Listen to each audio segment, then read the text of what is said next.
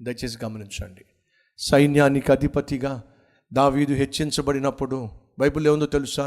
తన చుట్టూ ఉన్న వారందరూ కూడా దావీదును మెచ్చుకున్నారు. అందరూ మెచ్చుకున్నారు.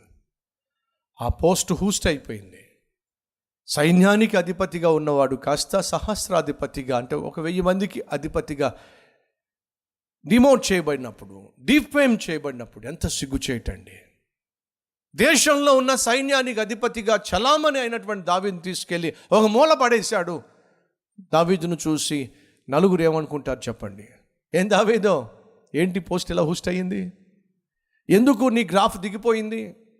ఎందుకు ఆ పోస్ట్ ఊడిపోయింది? ఏం చేశావు?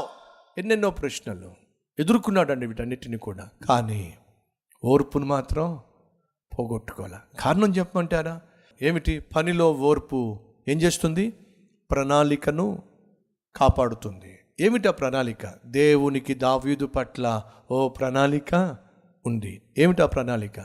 గొర్రెల కాపరినటువంటి దావీదు ఒకరోజు ఓ మహారాజు కావాలి. ఈ దేవుని యొక్క ప్రణాళిక. ప్రియ సహోదరి సహోదరులు, ఆ దావీదు పట్ల అంత గొప్ప ప్రణాళిక దేవుడు కలిగి ఉండొచ్చు అండి. ఏ పాటోడిని, నేనే పాటి దాన్ని. ఓ ప్రశ్న, దావీదు ఏ పాటోడు చెప్పండి? దావీదు మహారాజు కుటుంబంలో పుట్టాడు కదండి, చిన్నప్పటి నుంచి అన్ని విద్యలు నేర్చుకున్నాడు కదండి. అవునండి, ఎవరు చెప్పారండి మీకు? దావీదు ఒక గొర్రెల కాపరి, గొల్లవాడు, పశువుల కాపరి. ప్రియ సహోదరి సహోదరు దయచేసి గమనించండి. దావీదు రోజు రోజుకు గ్రాఫ్ పడిపోతూ ఉంది. అలా గ్రాఫ్ పడిపోతున్నప్పుడు నిరుత్సాహపడలా, నిస్పృహకు లోను కాల, జీవితంపై విరక్తి చెందలా, సౌలు సంగతి చూస్తా అని పగబట్టలా. మరేం చేశాడు? ఓర్చుకున్నాడు. ఎందుకు ఓర్చుకున్నాడో తెలుసా? నా పట్ల దేవునికి ప్రణాళిక ఉంది. ఆ ప్రణాళికను నేను కాపాడుకోవాలంటే మొదటిగా నన్ను నేను కాపాడుకోవాలి. ఓర్పుతోనే నా సమస్యలను ఎదుర్కోవాలి. ఓర్పుతోనే ఎదుర్కొన్నాడు. సౌలు మీద తిరగబడలా, సౌలుతో ఉన్న వారి మీద తిరగబడి రెండో పార్టీ పెట్టలా. నేను కదా ఫిలిష్తీయుని చంపింది, నేను కదా దేశాన్ని రక్షించింది, నేను కదా రాజుగా అభిషేకించబడింది అని చెప్పి తొందరపడే నిర్ణయాలు కూడా తీసుకోలే. ఏం చేశాడో తెలుసా? ఓర్పుతో దేవుని యొక్క చిత్తానికి సమయాన్ని ఇచ్చాడు, దేవుని ప్రణాళికకు విలువనిచ్చాడు. నన్ను రాజుగా అభిషేకించింది దేవుడు, రాజుగా చేస్తానన్నది దేవుడు.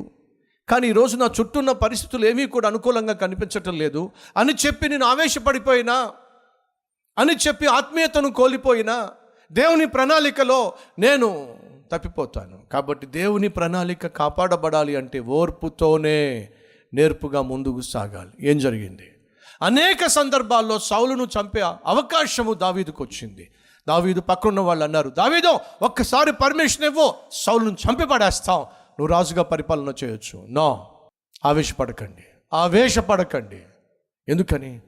దేవుడు అభిషేకించబడిన వ్యక్తిని నేను ముట్టను. ఓర్పుతో ఎదురు చూస్తాను. దేనికోసం ఎదురు చూస్తావు దావీదు? దేవుని సమయం కోసం. ఆయన నా జీవితంలో ఏర్పాటు చేసిన ప్రణాళిక నెరవేరే దినము కోసం ఎదురు చూశాడు. ఎంతకాలం తెలుసా? సుమారు 13 సంవత్సరాలు ఎదురు చూశాడు. ఆ ఓర్పు ఏం చేసిందో తెలుసా అండి? దావీదును రాజుగా చేసింది, రాజుగా చేసింది. దేవుడు నీకు తోడుగా ఉన్నట్లయితే నువ్వు చేరుకోవాల్సిన గమ్యానికి, చేరుకోవాల్సిన స్థానానికి, స్థాయికి ఖచ్చితంగా చేర్చేస్తాడు. నువ్వు చేయాల్సిందల్లా ఓర్పు కలిగి, నువ్వు ఇల్లాలివా, ఇంటిని నిర్మించుకునే పని ఓర్పుతో చేయి. ఒక మంచి తల్లిగా, ఒక మంచి ఇల్లాలిగా, ఒక మంచి తండ్రిగా, ఒక మంచి భర్తగా, మంచి పనివాడిగా, నాయనా ఓర్పుతో నువ్వు నాకు ఇచ్చిన బాధ్యతలు నిర్వర్తించే మనస్సు నాకు దయచేయి. ప్రార్థన చేద్దామా?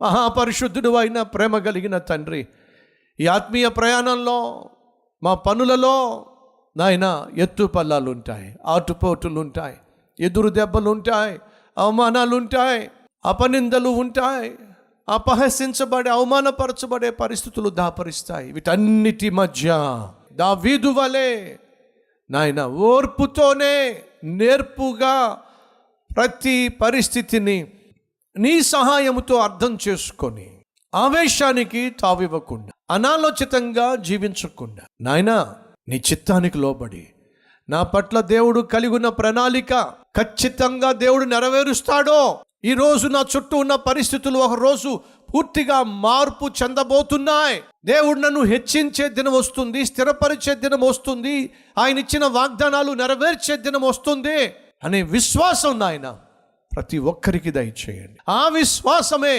దావీదు అననుకూల పరిస్థితులలో కూడా నాయన ముందుకు సాగడానికి ఆధారమైంది. ఈరోజు నాయన ఎవరెవరు ఎటువంటి పరిస్థితి గుండా వెళుతున్నారో నీకు తెలుసు. వారితో నువ్వు సూటిగా మాట్లాడి ఒకవైపు ఆదరించావు, మరొక వైపు బలపరిచావు, ఇంకొక వైపు జ్ఞాపకం చేశావు. నీ పట్ల నాకు ఉన్నతమైన ప్రణాళికలు ఉన్నాయి. ఈరోజు నువ్వు ఎదుర్కొంటున్న ఈ ఆటుపోట్లు, ఎత్తుపల్లాలు, చీకటి వెలుగులు ఇవేవి కూడా నా ప్రణాళిక నీ జీవితంలో నెరవేర్చకుండా ఆపలేవో.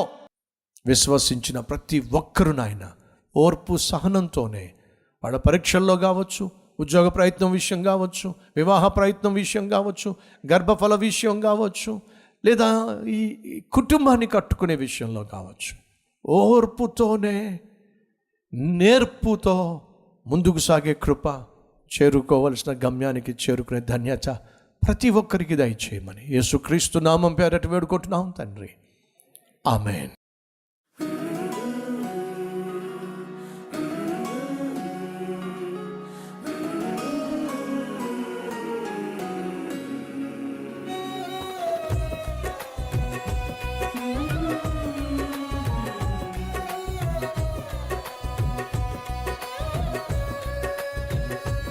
ఈ అద్భుతమైన క్లుప్త సందేశం మీకు నిజంగా ఆశీర్వాదకరంగా ఉంటే 10 మందికి షేర్ చేయండి, అలాగే లైక్ చేయండి.